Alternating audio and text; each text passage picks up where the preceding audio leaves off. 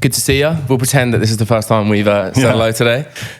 So for people who are watching this, who consume sneaker culture on TikTok, and you don't know who this man is, then the algorithm is completely fucking you in one way or another because your videos are taking off. He's the SB man. Mate, you're the SB king at the minute. Rare shoe guy. Worldwide SB dealer. Yeah, there's been a few recently. You've got over 1 million views on one video, haven't you? Yeah, I think a couple of videos have got. I think 3 videos have got over 1 million views. Wow. I think one video's got nearly 2 million. One's got 1.5 million, and one's just coming up to 1 million.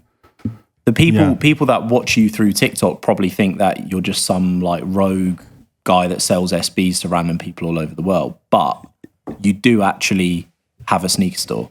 Yeah, so I don't really mention that on TikTok, do I? So people probably think I'm an independent random sneaker seller, but I have a store in central London, Soho, London Sneaker Club, and obviously as a result of that was the platform that allowed me to sell shoes like this because people were coming in and asking for them.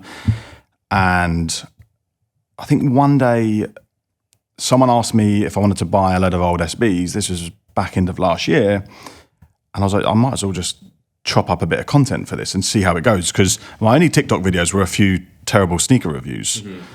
And then I just filmed all the process. I filmed me getting my coffee, getting into my car, driving to his, all the shoes, the sums of us working out the deal. It came to about £65,000, I think.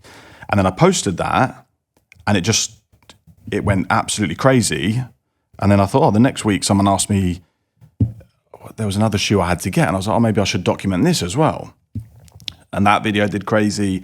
And then I was going to New York for a little trip. And I knew while I was there, someone had a shoe there that I needed. And I was like, I might as well document all of this as well. I think it makes it look more glamorous than it actually is. That's just social media in general though, isn't it? It's still fucking sick. I guess it made the content look good. Like me flying to New York, picking up a shoe and coming home. So mate, let's just dive straight into it. Who is buying those shoes for like 60 grand? It is always private individuals. Always private individuals. It is never a celebrity or an athlete. It's never anyone like that. It's always people that you wouldn't know. They're always very unassuming. That's just my experience. And they're just mad collectors and they want it because... I think so, yeah. I think over the last couple of years with Sotheby's, obviously going from, say, art to now sneakers, they're getting very big in that field. I think it's, obviously they've got such a big audience for art. I think they have probably done a very good job of saying to their, say, clients, listen, if you want to diversify your portfolio, rather than spending 100 grand on this piece of art, why don't you consider a few sneakers in your collection, because they've risen year over year over year over year. Yeah, it's basically an asset class now. That's all. And I think those guys, say 50-year-old men, they're probably having dinner parties with their friends and they're saying, hey, I just bought a sneaker for 100 grand. These guys are like, well, that's crazy. So I think Sotheby's have done a very good job of making more people aware that these things are an asset. And as a result of that, people have come to me and said, hey, can you help me out with this? So are you now getting more people come to you for that specific thing because you're TikTok? Yeah, I think so. They're either coming in the store or they're messaging me on TikTok to either buy a shoe or sell the shoe. And they're normally like high ticket items that are hard to get. Yeah, basically. Normally they're trying to sell them to me because they see my TikTok and then they've seen me as an outlet to be able to sell that shoe. They're like, oh, I've got a Blue Lobster that I need to get some money for the house renovation. I'll go see this guy. So then they hit me up and I'll buy it. You know what freaks me out about like the older SBs, like specifically? You know, like, are they hard to legit check? They're kind of easy, and I always get multiple opinions. Right. They're easy in the sense that, obviously, if you're buying an expensive shoe, it needs to come with a box, right? Because if someone's buying that as an investment, they want the whole package. Mm-hmm. So I don't think I would generally buy anything that doesn't have a box. So then when it does have the box, you've got all the other telltale signs that make the story add up. Like the box has tan lines on it.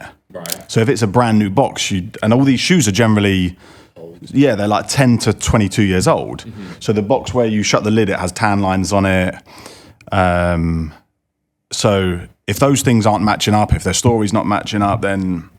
Because it's not like you can just grab another one off the shelf. No. Or ask your mate down the road, like, oh, can you bring it over? Can you like A/B it with this pair, like the Freddies, for example. Like, are you never like? I mean, it's a lot of money to spend on a shoe. Like that would just fucking, my OCD would just go insane. I'll be like freaking out. You'd be looking at it for days. Oh my God, mate, weeks. Yeah. The Freddies are tough on. The fakes I've seen of Freddies weren't any good. And same with the other shoes of high value. The fakes weren't any good because obviously these shoes are, say, 10, 15 years old. The fakes back then were no good. If they were made now, they would probably be better. I just haven't seen anything that's that great. I haven't really. I feel like the reps and fakes are more just like modern shoes that are really popular. Yeah. Whereas like those older SBs, obviously they're of a high value, but they're not the most popular shoe. Yeah. And it would also, there's not as much demand because people aren't going to wear a replica of a 10 grand shoe because it's pretty obvious. Do you remember that documentary about the wine guy or girl? Yes. And they were like trying to age the wine bottles. Sour grapes, was it called? Oh my God. I think I heard about Mate, this. you've got to watch that if you haven't seen that already. It's like, it's the same thing. They're buying wine that's like 20 years old or older, and they're trying to age it and make it, and they did. They like got away with it for years and years and years, and they're taking it to restaurants with people who know their shit about wine. Yeah, and they're having a sip, and they're like, "Oh my God, can't you just taste how good this is?" Really, that's interesting. Fake. Selling like £10 wine for like 10 grand. Yeah, crazy. But mate, so your background, so you've got a store in London. Yep, Soho. What's it like running a store in Soho? Because for me, mate, I would love to. It was kind of like a dream, I guess, to run a shop. But I feel like for a lot of people, and speaking from us, like it's quite intimidating. It's a big risk to open a shop. So what's the reality of running a store in London like? It is very, very tough. Is it? Very tough. Like, for example, the last couple of months have been terrible. Well, obviously with people thinking about a recession that's come in, people just haven't been spending the money. I think we're quite fortunate that we do pre-owned, so everyone's always wanting to find a deal, even when times are tough. Yeah. But yeah, it's very tough. We don't do consignments, so no matter how good the month is, we're always reinvesting profits into shoes. Yeah. We could have invested into stock that then hasn't sold. You would presume it's going to sold. Like, for example, we bought a load of the pine green 4s. Yeah. I think they're an amazing investment. I even think they're going to keep rising in price. Well, it's the first of its kind, essentially. So, and the numbers were very small of them. Yeah. So I think they're just going to keep rising. But no matter how good that deal is, if you're not selling it and getting your cash back, so we bought a lot of those, and then obviously you get to the end of the month and you've got to do rent, wages, everything, then that's stressful. Yeah. So it's a lot of liabilities. Yeah, I guess you need a lot of capital. I mean, it's kind of like what we do when, you get a shoe. Just without the expensive rent and staff. God, yeah. It would be... But so what are the pros of running a store? Like, what do you... The pros for me are definitely meeting the people. Without that, I wouldn't have met a lot of the people that I've bought from and sold to. So that's definitely one of the pros. Because you couldn't meet these people ordinarily because they're probably people that don't have Facebook, they don't have Instagram, they don't have TikTok. They are private individuals. They've come in and I've met them that way, and then I've stayed in contact with them always. So that is definitely one of the pros, without a doubt. Do you still love the actual product itself? I'll be honest, I don't love sneakers that much. Really? Yeah. So what do you love? You like things, but maybe not sneakers. Yeah, I like that. Cars are my main thing. Cars. I love cars more than anything. Chrome hearts. Cars, chrome hearts, and watches is what I love more than anything. So what's on your feet today then? Just like a Vans, just old school beaten up Vans. Mate, I love it. I've got a fucking running shoe on. This is actually my next purchase. I want these. Mate, these were an outlet find. I'll show mine because mine are the only nice shoes. There you go, a little Jordan 4 SB Pine Green. So how come you don't sell like chrome hearts, the designer stuff like denim tears? Like how come you don't have that in store if you love that? I think it could be because one, obviously that's a very big investment for, I think, not a great return. Right. Because where UK retail prices are of, say, chrome, it's so much different to the US retail price.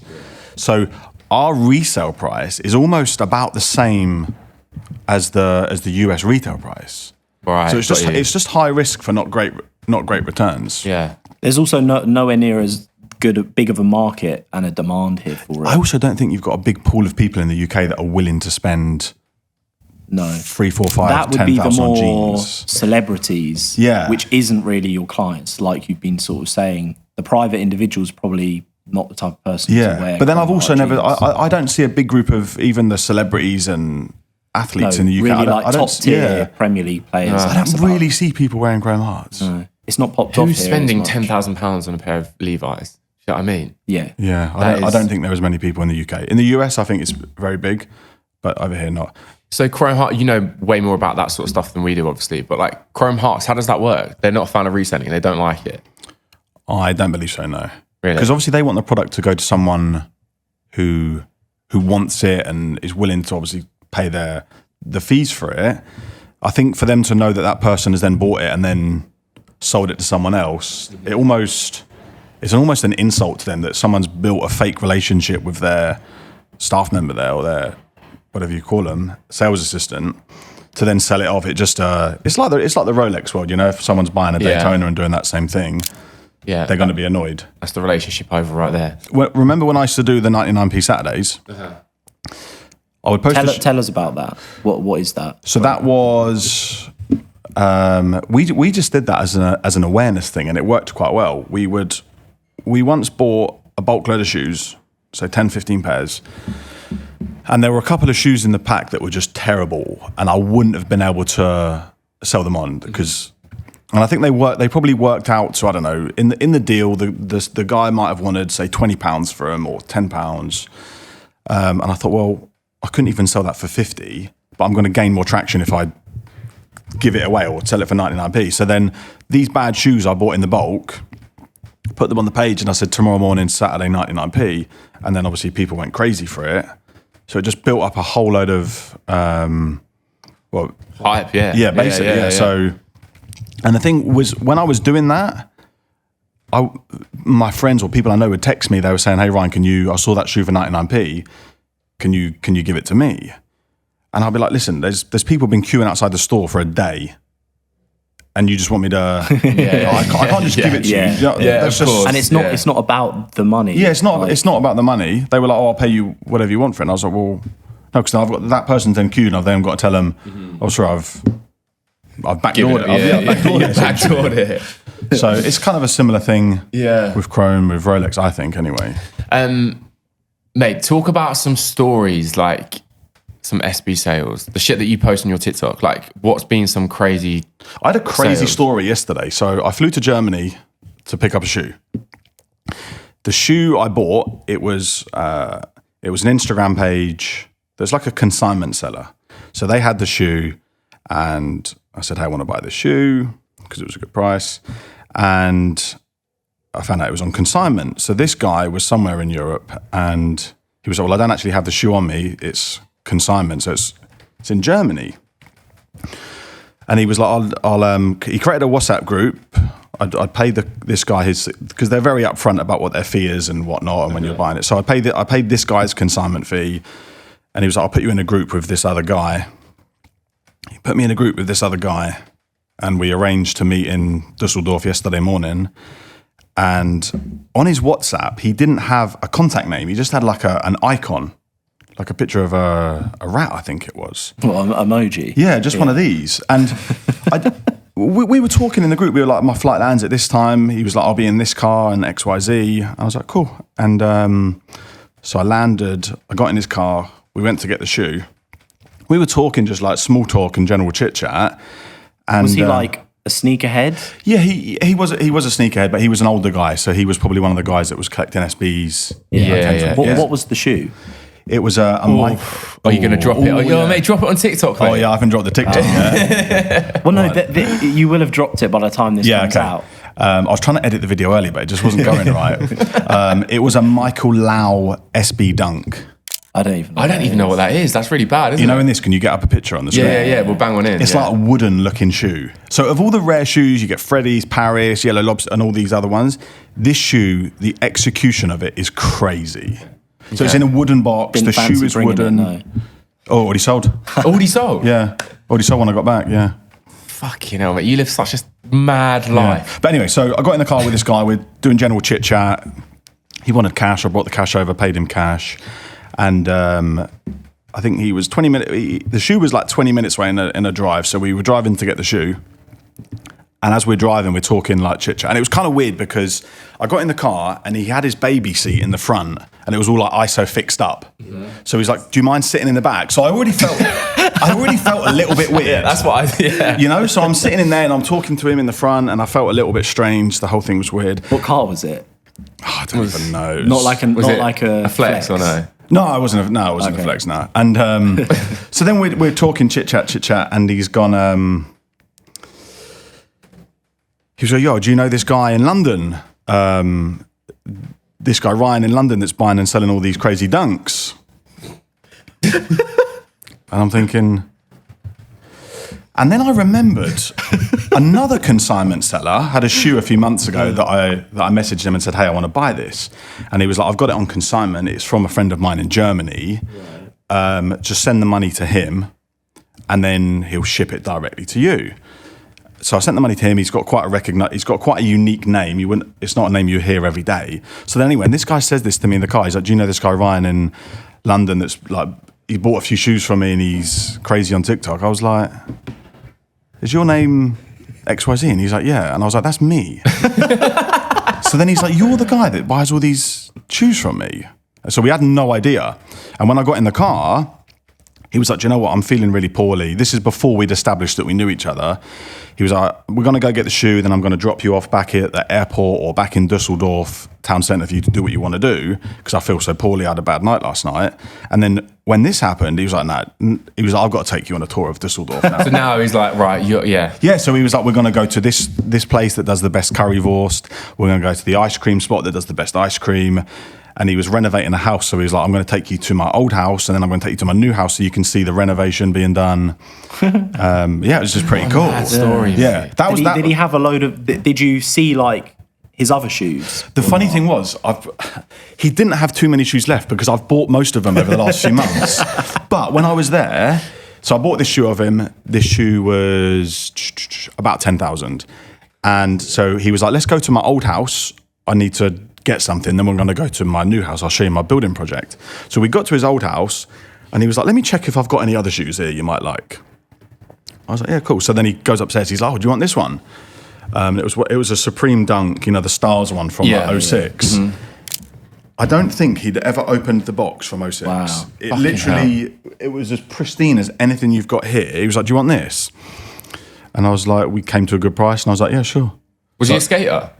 No, he was just like I don't think he was a skater, but he was just like a very old SB head. So it really intrigues me, like people that have kept shoes for that long, way before there was really like sneaker culture, especially in Europe and the UK. Crazy. Like US, it's sort of shoes have been a big thing for a long time there, but over here, 20 years ago, to be like collecting shoes and keeping them is crazy. I find it amazing. Yeah, it's amazing. Because the shoes that I did used to collect when I was a kid were TNs. Yeah. And I had at one point like 200 or 300 pairs of TNs. Wow. I was trapping when I was a kid. That's like the Australians, isn't it? Yeah, and then but I don't think now those TNs are probably worth anything. Yeah. There's probably some. There's definitely a market. There was for one some. pair. This was the first shoe. This was the first I ever heard of a shoe reselling. So I was in, because originally TNs were only sold in Foot Locker. Foot Locker had like exclusive rights to. I think they still are. No, I see them everywhere now. Okay. And also back then, Foot Locker used to get exclusive colorways that other Foot Lockers didn't get. Yeah. Right. And they used to do like region specific colorways. So it's quite cool. If you're ever in America, you'd get a TN that no one would have in the UK. So I remember when we went to Oxford Street. There was a big Foot Locker like on Oxford Street. There was all these people queuing. I was only young. I can't remember how old I was, like 15, 16. And we was like, "Why are they queuing?" And this guy goes, "Oh, they're queuing for this TN or whatever." And I'd kind of bumped the queue just to come in and buy another ordinary shoe. Yeah. And I was talking to the sales guy about this, whatever I was buying, an Air Max 90. Then he said about the queue and he was like, "Oh, it's for this TN." And my mum looked at it. She was like, "Oh, that's so cool." She was like, "Can we buy one?" And he was like, "No, because that's what the queue is for." And he was like, "And I think I've sold out. These are all like pickups or whatever." And my mum was like, well, he'd really like one. And he was like, let me see if I've got one. And then he goes and gets a shoe, he comes back, he's like, I've got one left in a size 10. I was probably a size 7. But you know when your kids... Always wear like 4 sizes too big. I was like, that fits perfect, mum. So then I bought this shoe. And I think a few days later, strangely enough, I was in Slough, in the Foot Locker in Slough. And it had like a weird... I know it's not a reseller, because it's Foot Locker, but I think one of the employees had bought one, or the manager had bought this same shoe, and in the middle of the store it had like a glass cabinet with it in it. And I was like, oh dude, what's this shoe? He was like, it was a special one released a few days ago for the US Olympic team. I was like, what's so crazy about it? And he was like, there was X amount of pairs made, and he was like, I've just sold this one on eBay for £1,500. And this is the shoe you had? Yeah, and I was like, £1,500? That just blew my mind that someone had just resold a shoe. I think I was already 2 days in and the shoe was totally messed up. Because you'd worn it. Yeah. So that was the first I ever heard of a shoe. It's interesting, mate. We literally just did an episode about like what was our first shoes that resold and stuff. Yeah, it's nuts. That's a very interesting one. Mate, so what actually got you into reselling, like intentionally? Was it that? No, I wouldn't even ever class myself as a reseller. That sounds crazy, I know. Because when the store is a result of a failed app. Right. Oh, okay. So let's talk about that. So for those of you that don't know, London Sneaker Club was previously called Proxseed, which was and before the store was Proxseed. Proxseed was an app. It was an app, yeah. So what I remember from that is that obviously proxies nowadays, most people think of like IP addresses. Yeah. But back in the early sort of like Facebook group days, when in-store, especially Supreme was so big, and of course shoes, a proxy was someone that would go and queue up and buy that item for you, you pay them a fee. So you saw a gap in the market for a idea there. Yeah, it was so, and you would effectively, the idea behind the app was you'd find an item that you wanted, whether it's say this pair of shoes, and it would tell you all of the proxies that had the ability to get that shoe. It would tell you what price they were willing to sell it to you for, and it would tell you their reviews and whether they could drop it at a London location or whether they could only ship it. So then in the business plan, it needed a central London location, which was where you would drop the shoes off, and then you would get notified as a buyer that you could go and collect it the same day. So that was why Proxseed had a physical location, and then the app ran into problems because PayPal as a payment gateway was kind of quite dinosaur for what we needed. And a few friends of mine were like, look, if you've got this space, let me put some shoes on the wall, and if they sell, just take a commission and then I get paid. So we did that, and then it started working. Because obviously you had people coming in anyway to buy items that had been proxied, and then obviously if there's a wall of shoes. And also you're in Soho, so you got loads of people walking by. So when the items were being collected, we'd have them all on the shelf behind, and people were like, wow, this is so cool, can I buy it? And we're like, no, it's being collected. Yeah. So then we just started getting more for ourselves and then sticking them on the wall, and then the consignment thing started. Proxies, like people, that doesn't exist anymore. No, I don't think so. Essentially, but which is very funny see it for because Supreme, but the weird reason, if you think about it, it's very odd that it existed in the first place, and all it took was for these people that were being proxies to get £500 to their name to then go, hang on a minute, I'm just going to buy it myself. I'm going to do it myself, yeah. Exactly. And it was for like, what, a year or two where proxying was like massive. Yeah. And then suddenly, out of nowhere, it sort of just stopped. Well, people were buying a Supreme Box logo for someone. The person was sending them the money, the 130 quid or whatever, plus a tenner for doing it. And then that person was then reselling it on for £400, £500, £600, £700. And then the proxy was like, I got a tenner. Hang on a minute. I got a tenner for that. Yeah. Well, there were times when I had like multiple proxies, that I had multiple people in the queue for me, and they would sort of come out of the store with the items I'd asked them to get hassled by all these buyers, and then they'd come back to, because I was paying them say like £10 or £20. Then they'd come back to me like, this guy's just offered me, £100 profit. Why are you only paying me a tenner? Yeah. And it started to get really quite like that's why the app failed basically. Yeah, because people were selling. It happened on the Supreme Swarovski box logo week. So people would, I remember those. Fucking and hell. it wasn't for a tenner; it was a little bit more on those t-shirts. But people had sold them on the app for, let's say, £500.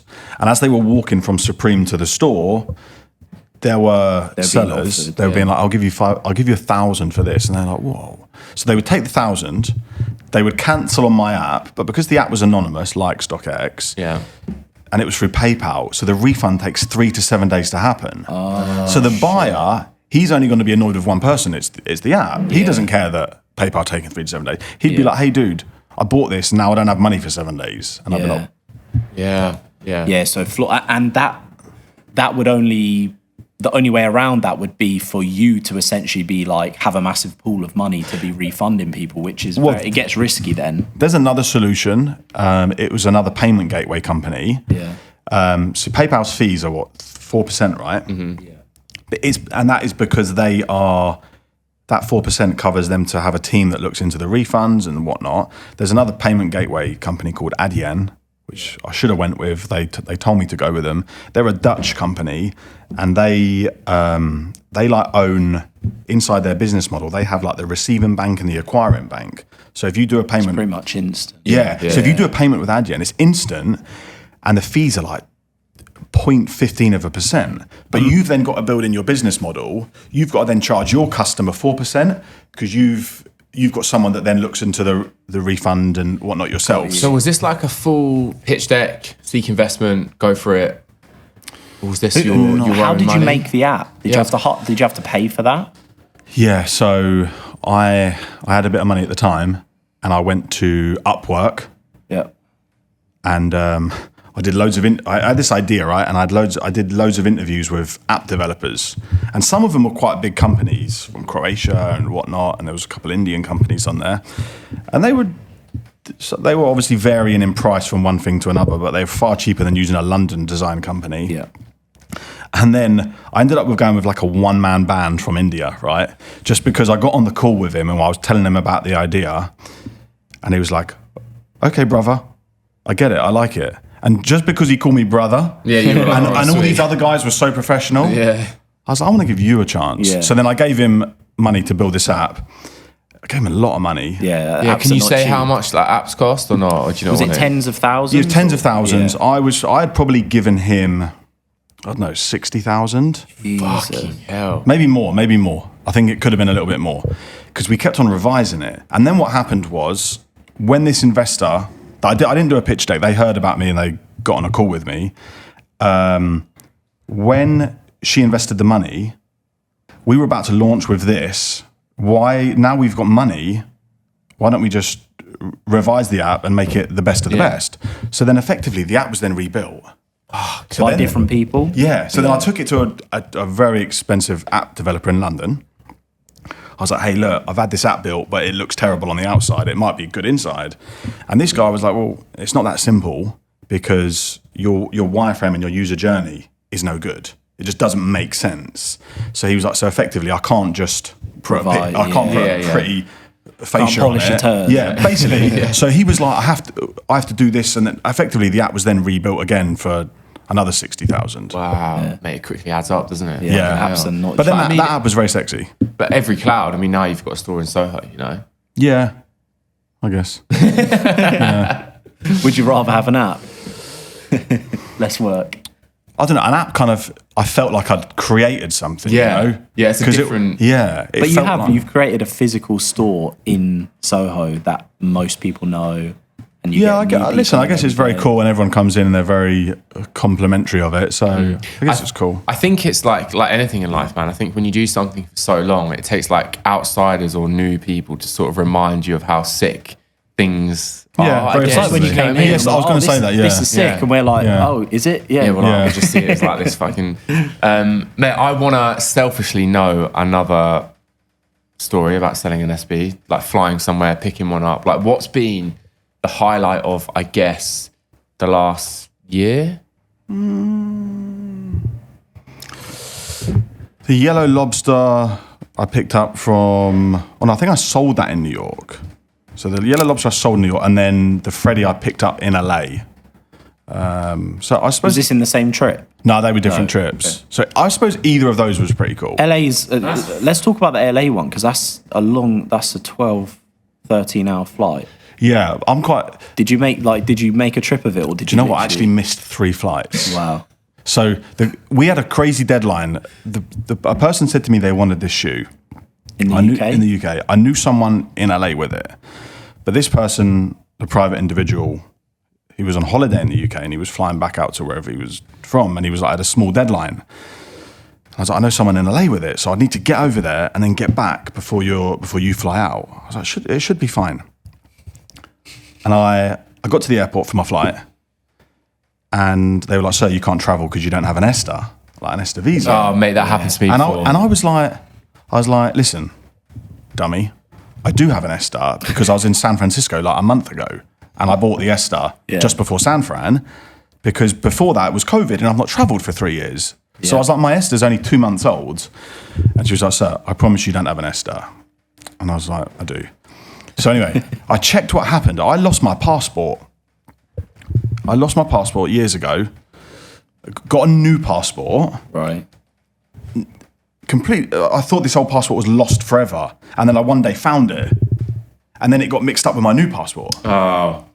So basically what happened was I'd had my old passport in my hand. I'd applied for an ESTA On the old passport. But when I went to San Fran, I flew on my proper passport, right? So I flew and then when I was in San Fran, I got in no problems.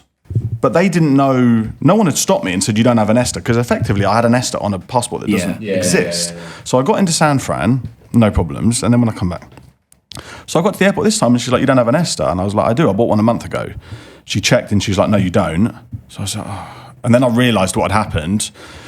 So, the reason I first missed it, that's even crazier. So, no, so that was the second flight I missed.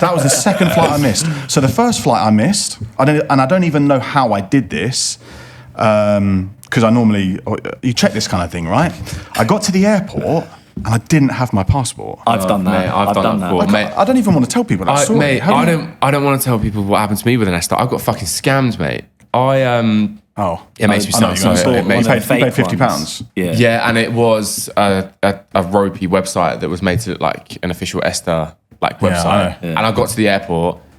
Oh, sorry, you don't have an ESTA, and I was like, I do. Like, here's the email, and she was like, that's not the fucking government email. And it's not instant, is it? Well, it can be. Well, so years and years and years ago, they were generally quite instant. So on this occasion, I missed my first flight because I didn't have a passport. Then I called a taxi firm in my area. I was like, go knock on my door. The person that answers is going to give you a passport. Bring the passport up to me.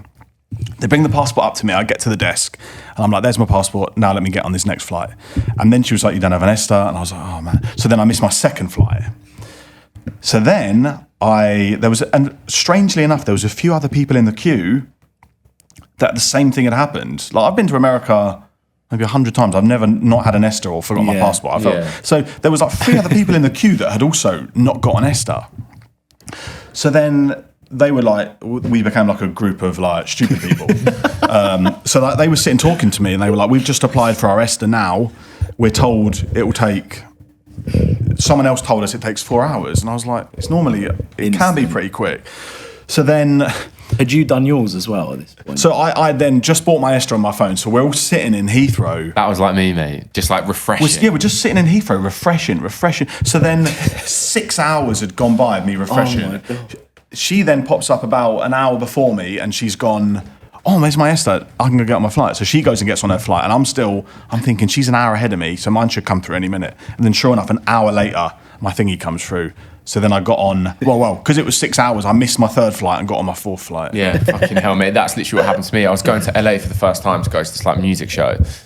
And I missed my first flight. Had to and me and another stupid person, he signed up for an ESTA, got his instantly, and I had to wait for like 3-4 hours. But yeah. So I was meant to be, because I've got friends in LA, I'd rung them all up. I was like, hey guys, I'm coming over to buy a shoe. I've got 2 nights. Let's go party. Yeah. And they're like, yeah, cool. We haven't seen you in ages because of COVID. We're not seeing you in 3 years. Let's go crazy. They were even contemplating like we were going to fly to Vegas just for a night. So I was like, yeah, let's go to Vegas for a night. Let's just party. So then I had to ring them up like 18 hours later and be like, listen, I'm not. Yeah, at At least it was worth it, mate. You got a Freddy and a lobster. So who did you buy off? Was it like a reseller? Yeah, it was another private individual that collects and sells that I knew through someone else, and he was very near to my friends. So I was like, yeah, cool, I'll go meet you, then go to my friend's house. So is it normally these kind of like crazy deals, they're sourcing essentially? Like someone's asked you for that shoe. You wouldn't just... Yeah, a lot of the time they're sourcing. The only shoe I've not sourced was the Paris. That one... you saw it for a good price and you're like, fuck it. I got it for a very good price, bought it, and then obviously it sold about 3 months later. For how much? 3 months, wow. It sold for about 101,000. That is absolutely... Is that the most expensive shoe you've sold? Yeah. At the time, it was $130,000 with the exchange rate, so I can't remember what it came to. And what? You didn't now. ship that, did you? No. They come and collected it? We dropped it off? That was crazy because when I got the shoe, we had like marketed the shoe on Instagram and whatnot, and a few people made me offers. There was a few rappers that made offers, but they were all around, say, £70,000. Mm-hmm. A load of people offered 40, 50, 60, 70. And I was like, no, the price is 100. Take it. It's not leaving for 100,000. And they was like, well, no, it's not reasonable.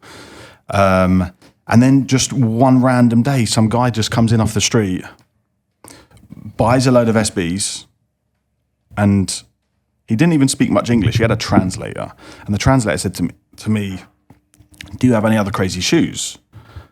I completely forgot about it. I was like, "No, not really. Sorry." we had a Paris in a like locked up in a vault about an hour away. I remember your Instagram post. It was like, this shoe is not in store. Yeah. So then, because I took his number or his advisor's number, I can't remember what it was. As he got in his like Vito people carrier, I was like, no, I've just realised I got a Paris. I messaged him. I was like, do you like the Paris? He was like, yeah, I want it.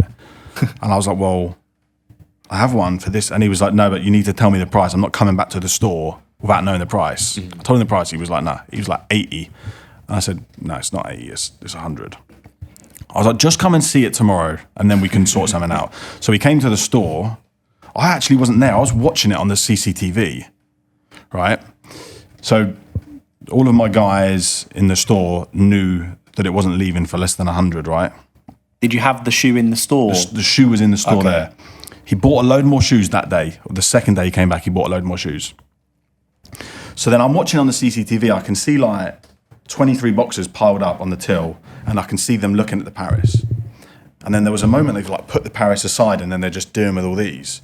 And I was like, he didn't take the Paris, and I couldn't call him all because we shut the shop for this guy. And You're then just watching on CCTV. Well, no, it gets worse. Sweated it out. It gets worse than that. And then one of the managers at the store, this guy come up to, I think, 94,000. He was like, I'll give you 94,000 final offer. And the manager was like, I'll tell you what, let's do rock, paper, scissors. If I win, 100. If you win, 94. So the guy was like, they looked at him and his advisor looked at each other and they was like, yeah, I love it. So they did rock, paper, scissors on one of one, and then we won. So what the fuck? Yeah. And then what happened if you didn't win? He had to pay 94. But like, would you have been like, right, whoever sold that, give me the extra $6,000 or whatever? No, because you would have been like, everyone in the store knew like what we bought it for, and it was. So that was the best time. That was like the best opportunity to sell it. Yeah, like we had good margin in that shoe. So that's fucking mental, mate. What a story! I was constantly checking to see if this was still recording throughout that whole thing. I was like, please don't fucking die. That's nuts, man. So 100,000 or 101,000? I mean, 100. I think it was just over 100,000, and I can't even remember the exchange. Yeah, because the exchange. He wanted to be at a certain number, or not above a certain number. I think the number was $130,000. So it was. Mate, imagine that now. That's like £125. And he was just a collector. I assume all those shoes weren't in the same size. Like he was just a collector. Yes, he's a collector, but he will only collect in his size. Okay. So I've got other collectors that will buy in any size just to have it. Wear it. Imagine wearing an £100,000. But I guess most of the collectors want it in their size because if they ever think, do you know what, I'm just going to wear it. Yeah. Because I've offered them really crazy deals not in their size. I'm like, if you want to collect shoes, you have to take this. And they're like, no, it's not my size. And I'm like, okay, cool. That's crazy. So I've only got one guy that buys in all sizes. Everyone else sticks to their size. It's very interesting. So TikTok has helped business-wise. bring these sort of people to you? Yeah, I think so. But it's also helped with just people coming into the store because they think they're going to see something crazy. Yeah. And then you've got all the young kids that are maybe from abroad and they always come in, they're like, are you the guy that sold the crazy shoes? So it's also funny that you're like becoming known for that because even in our group, someone messaged, because obviously me and you comment on each other's videos. We live near each other, so we know each other. And he was sort of like, "What? Like, who is this guy? Like, who's this elusive guy?" Because I don't show my face. Yeah, but they're sort of like, "Well, how has this guy popped up?" Because in their head, you've popped up. Yeah, it seems that way. And then I have to explain. I'm like, "No, London Sneaker Club in Soho. That's his shop." Yeah. And then they're like, "Oh, okay, it all makes sense." Because obviously TikTok wasn't popping when the Paris sold, so I could have documented that on TikTok, but it wasn't popping. You probably weren't even thinking. Yeah, I wasn't even thinking about until it. Until you get that one video where you actually think, oh, okay, this was worthwhile. Yeah, basically that. Yeah. Do those big sales like alleviate the pressure of running the store sometimes? Because obviously, if you're making good margins, it's like, well, then massively. Whatever. Like for example, there's been, I think this month we've had a few big sales this month. If you look at sort of the sale from footfall alone. This month would have probably just about broken even, but then it's these deals that help it. So yeah, wild, man, absolutely wild. It's so cool that you've got these stories, mate. Because there's no one else. I don't know anyone else apart from maybe like Sunset Sneakers on TikTok. There's a few very big guys in the States that obviously do what I do. Yeah, obviously the States is such a huge area compared to the UK. So those guys, they're just buying and selling these things constantly. I'm just sort of taking what I can get. Like if one of those comes my way, I'll take it. I'd like more of them. They're nowhere near as like abundant over here. They're really not. You have barely any people that still have those shoes. Yeah, it's crazy. Really. So what's like sort of next for you? Just do more of what you're doing and have fun with it? I feel like it's a cool thing that you've got going on now and it could get even bigger. Like that whole... Yeah, that's why we've not opened any other stores because we might lose the magic of this store, you know? I think whether we do open other stores, we will still probably push the pre-owned more than anything. That's what we want to do.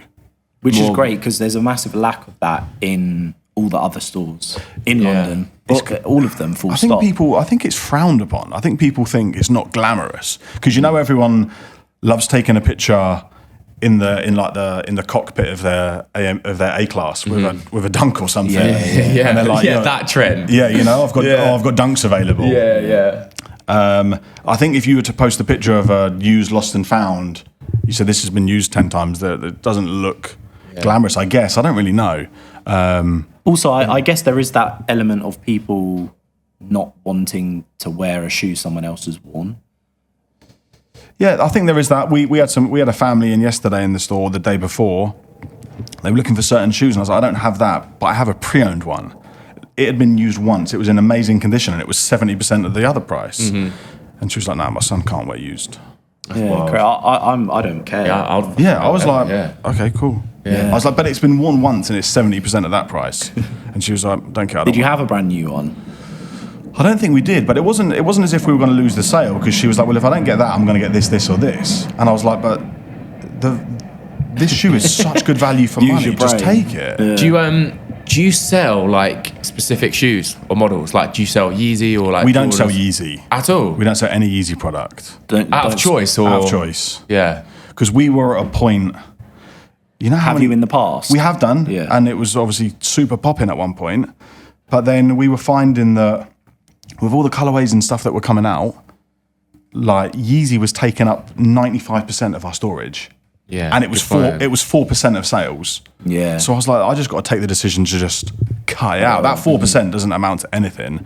So we just took the decision to just not sell Yeezy. It goes to show sort of like your ethos with your store, that you're actually curating it and you care about what you're selling to a certain extent. I know you said you're not a massive sneakerhead, but I still love them. I just wouldn't wear them for myself. But you're definitely like, you pick and choose what you have. Yeah, whereas most stores will want everything. Yeah, that's what I mean. It's like that's an American type model, isn't it? As opposed to this commercial UK where it's like sell everything, don't curate anything, no really secondhand stuff. Yeah, and the people behind the tills maybe not being it's sort of like Luke from round 2, his store. Yeah. He's good. He's very good at what he does. He's very good at what he does. That's he is just selling what he wants to sell. Yeah, that's doesn't true. care. Agree. Yeah, it's very. He's very good at what he does. Yeah, man. What's the best thing about like your job that you love? Probably meeting the people that I meet. Really is. If I didn't have that store, I wouldn't have met half the people that I've met. And some of them are very cool people. Some of them, one of my very good friends, he came in one day. I was on my own in the store. I think Moses was on his lunch break or something, right? And he was like 6'6" or something. And he was very loudly spoken. He was American, so they're kind of like louder than normal people. Yeah. And he was louder than English people. And he was just a huge extrovert. And I was kind of like, wow, I hope I'm not going to get some trouble here, because he was like, yo, why don't you go? He was like, why haven't you got Yeezys or something? He said something like, I'm not aggressive, but like confrontational. Yeah, confrontational. Yeah. And I was like, oh no. And then we carried on talking. I think Moses then come back, and this guy then turned into be one of my best friends. He's never bought a shoe from the store. He doesn't even live in the UK. He lives somewhere in America. But when he's over here for work, he'll just, if he's over here for a week, he'll just come in every day and sit in the store and work. That's sick. Yeah. Yeah. I think that's what I would like about having a store, is just the people and like stories. And I feel like through COVID, obviously, like no one fucking did anything. And especially with what we do in our group, like everything was just through Discord and through like a phone. And like even doing this, mate, sitting down and having conversation about like sneakers, and just, I think a lot of people forget that there's stories behind all of this stuff, behind the product, and there's stories with the people you meet and buy and sell to. It's not just, okay, get this, sell for this, profit, right, move on to the next, Yeah. Yeah, that's wild, man. So have you got any more trips planned? And is it all SBs? It's just all it's always SBs. I don't have any trips planned, but there's like 3 or 4 shoes I'm trying to find. Okay. So there will be trips. So yeah, as soon as one of them shoes comes up, I'll do anything for the deal. What are they? One of them is the Flom Dunk, the high top. One of them is the Iron. These are actually all high tops, strangely enough. Normally the big money dunks are the low ones. So there's an Iron Maiden, Wu-Tang, Flom, and then what's the other one I want? Is this all for one person? This one, these shoes, if they came in, I would have a few people for them. So I kind of... Yeah. You just want them in I just want them because I know they're good shoes to have. So that's kind of... And I want a White Lobster as well. Yeah, I've had 3 deals on a White Lobster like pull out on me that we've agreed. Mate, how much do they go for, White Lobster? So I was offered a couple pairs the other day for $10,000, but they were bad sizes. They were like size 7 or 8. But they didn't have the box or the bands. Right. But then the pair that I was offered that did have the box and the bands was a size UK 10, and that was 38,000. Yeah, I was going to say that I've seen them like for basically 40. Yeah, and I had agreed a deal on a pair in America once. I think I bid them $17,000, but they got it in that day. And I was like, look, I want that shoe. I'll do whatever you want to sell it. So I bid them 17, and they were like, no, we don't want to sell it. It's only come in an hour ago. And then I found out they later then sold it for 14. But about a month or 2 later, because I think they thought we're going to get crazy offers, and they didn't. Yeah. So about a month later, they sold it for 14. So something I would want to know, how come you tend to go to collect the shoes in person? I don't know, that's just the insecurity in me. Yeah. And because of what we accumulate with points-wise on an Amex, you guys might do the same when you buy stock on an Amex. Yeah.